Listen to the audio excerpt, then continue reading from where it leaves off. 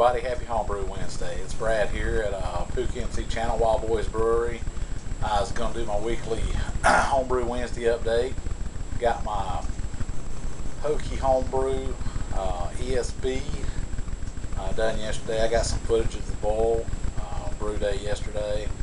Right now, just going to enjoy a Homebrew Imperial Hefe Weizen. It's a wheat beer, Bavarian wheat beer kit that I put together several months ago. I used Liberty hops in the bowl, and then I dry hopped it with Argentinian Cascades, which is supposed to be similar to Hallertau. And most of y'all probably already know Liberty is just the American version of Hallertau. Anyway, let's pop the top on this bad boy.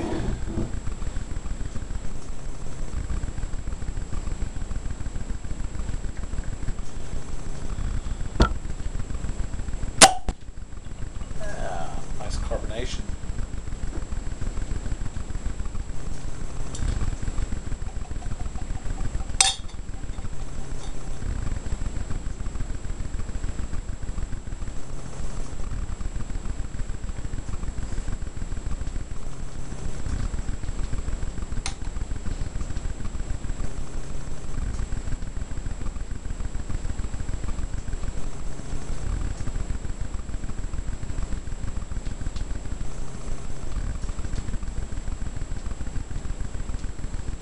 I like the yeast in mine, so I'm just going to dump it on in there. Not going to swill it because this is what it was, dry hop, so it's got some hops in it.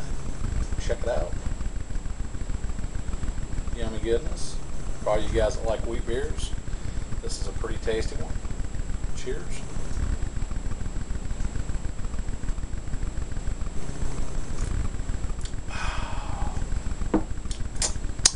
Yum. Anyway, I'm going to go ahead and get to the Brewday footage, and hope everybody has a good Homebrew Wednesday, and you guys take it easy. Got my strike water and sparge water heating up on the stove. There's my yeast.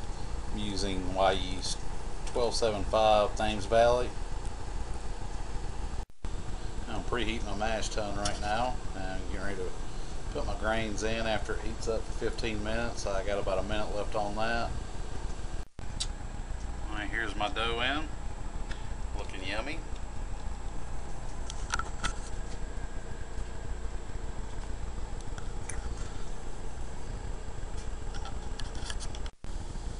Okay, I'm doughed in, and start the timer and let it run for an hour. I overshot my mark by a little bit, so I had to add some ice and stir. And finally got it down to 151. Threw the towels on it, cover it up, and let it go for an hour. I'll be back when I start doing my runs. Okay, getting my first run-ins here. Run out nice and clear. And heating up the sparge water. Okay, we've got fly sparge going on. Use the vegetable steamer and a cooling rack, let it cross of it. I'm just sliding it around and ladling the water on. I've already collected 4 gallons, poured it in a brew pot. Now I'm going to do another 2.5 or 3 and boil it down to 5.5. Got my sparge water sitting on the eye over there in the small pot, keeping it at 175, and then this is the brew pot with 4 gallons in it. And bringing it up to a boil, and go ahead and start heating it up while I'm collecting the rest of it, so it won't take so long for it to heat up. And that's where I'm at right now. Okay, here's the hops. Recipe: 2 ounces of Willamette, 2 ounces of Fuggle, 2 ounces of Willamette at 60, 2 ounces of Fuggle at 15. And then another ounce of Fuggle at 5. And over here, we're getting ready to hit the hop break on this baby. There's 6.5 gallons, and it's getting a nice creamy head on it. And we'll be doing our hop drop here shortly. Okay, got a nice rolling bowl. Finally hit the hot brake and getting ready to do my 2-ounce drop of Willamette.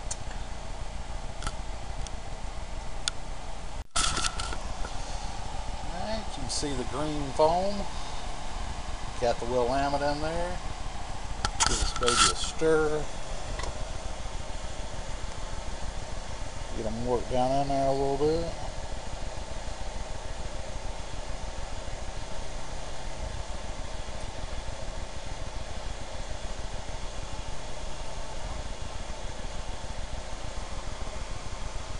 Alright. Shooting out of the pot. Turn that baby down a little bit. Alright, I had to put the camera down for a minute. Had did the hop drop, and we had some volcanic action going on. Had to turn the heat down for just a minute and then turn it back up. Let this settle down. Alright, got the last 5 minutes here. Did the last fuggle drop, 1 ounce. Stirring it in real good. You see them sticking to the spoon there. Get them off. There we go. And had some leftover worts from what I sparged out. I'm just going to make a light beer with that. Boiling it up before you get a hot break. Let's make a small batch. No point throwing it down the drain. 5 more minutes on this one and we're done. Chilling it out. Okay, got the probe thermometer sticking over an edge of the pot so I can keep up with what's going on. Down to 140. I got the alarm set on 70. Wood chiller's running. I got my small beer brewing up back here. I had about 2 gallons or so, or a little more, of sparge water that wound up draining out after I got everything I needed for the ESB. So I'm just going to do a small, probably like 3-gallon batch with this or something, and just make me a small beer. And I got it running over here into the wash machine to recycle. I don't know if my grain wasn't crushed fine enough or what, but I only got 152 out of it.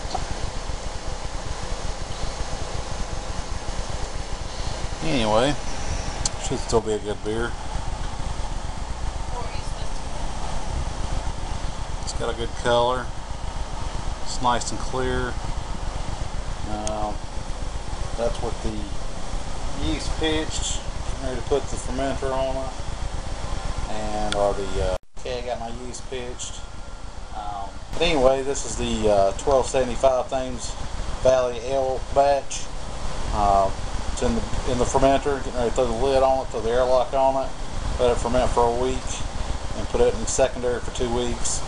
So we are rocking and rolling.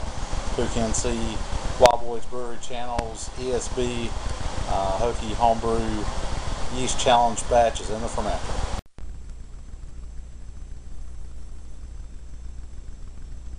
This is the Hokie Yeast Experiment ESB in the fermenter, not quite 24 hours, so we're rocking and rolling. This is the 1275 Wyeast Thames Valley English Ale, so we're off to a good start here. I went ahead and sparged the grains out some more on that ESB I did yesterday, and this is the small beer that I got out of it. It's got a 1040 gravity.